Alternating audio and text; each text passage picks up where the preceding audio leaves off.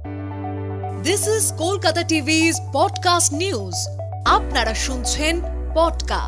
বিচ্ছেদের জল্পনা অতীত, এক মঞ্চে যিশু নীলাঞ্জনা। আমি প্রিয়াঙ্কা, শুনুন বিস্তারিত।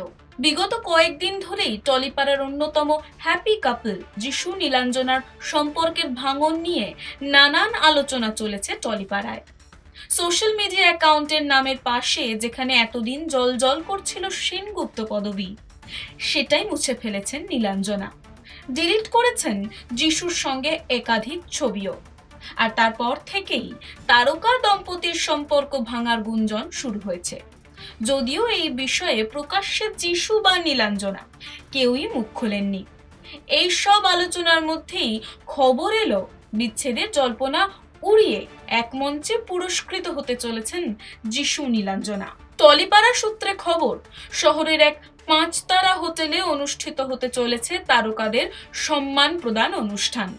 ওই অনুষ্ঠানে মিমি, শুভশ্রী, আবিরদের মতো টলিউডের প্রথম সারির তারকারা উপস্থিত থাকবেন। ওই অনুষ্ঠানেই নাকি পুরস্কার প্রাপকদের তালিকায় রয়েছেন যিশু ও নীলাঞ্জনা। দুটি আলাদা বিভাগে পুরস্কৃত হতে চলেছেন তাঁরা। হরগৌরী পাইস হোটেল ধারাবাহিকের জন্য ছোট পর্দার সেরা প্রযোজক হিসেবে পুরস্কৃত হতে চলেছেন নীলাঞ্জনা সেনগুপ্ত। আর সৃজিত মুখোপাধ্যায়ের পরিচালিত 10ম অবতার ছবির জন্য সেরা খলনায়কের সম্মান পেতে চলেছেন অভিনেতা যিশু সেনগুপ্ত। তারকাদের সম্মান প্রদানের এই অনুষ্ঠানটিতে কি এক মঞ্চে দেখা যাবে যিশু ও নীলাঞ্জনাকে?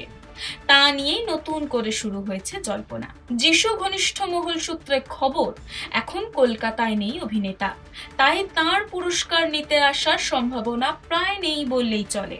তবে নীলাঞ্জনা নাকি পুরস্কার নিতে আসবেন অনুষ্ঠানে।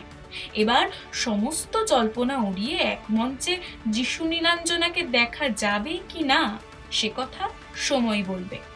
শুনুন পডকা, রাত দিন 7 দিন।